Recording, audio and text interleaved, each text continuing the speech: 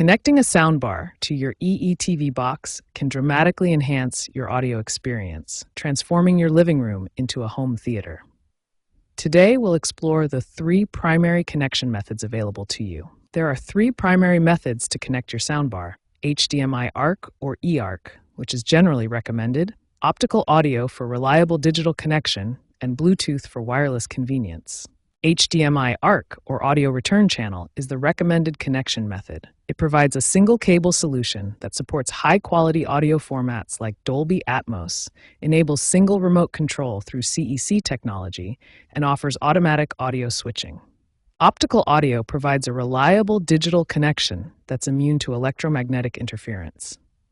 It supports compressed surround sound formats like Dolby Digital, though you'll need a separate remote for soundbar volume control.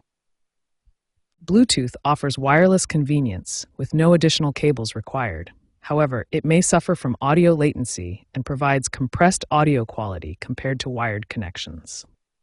Here's how the audio quality compares across connection methods.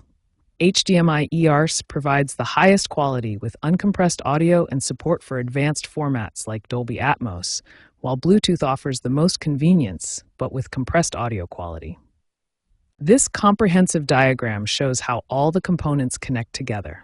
The next section will provide detailed step-by-step instructions for setting up each connection method, ensuring you get optimal sound from your EETV box. We'll start with HDMI ARC setup, the most recommended connection method. HDMI ARC provides the best audio quality and allows single remote control of both your TV and soundbar. First, connect an HDMI cable from your EETV box HDMI output to your TV's HDMI ARC port. Look for the port labeled ARC. It's usually HDMI port 1 or 3 on most TVs. Next, connect a second HDMI cable from your TV's HDMI ARC port to your soundbar's HDMI ARC input. This creates the audio return channel that sends sound from the TV back to the soundbar. Now configure the settings. Enable CEC in your EETV box settings. This allows devices to control each other through HDMI. Then set your TV audio output to external speaker or ARC mode. The second method is optical audio connection. This provides reliable digital audio transmission and is immune to electromagnetic interference, making it a solid choice for most setups. Connect an optical cable from your EETV box optical output to your soundbar's optical input. The optical port is usually labeled optical or TUS-Link and has a distinctive square shape with a small door or cover. Configure your EETV box audio output settings. Set the audio output to optical or digital audio out, then choose the audio format, either PCM for compatibility or bitstream for surround sound formats like Dolby Digital.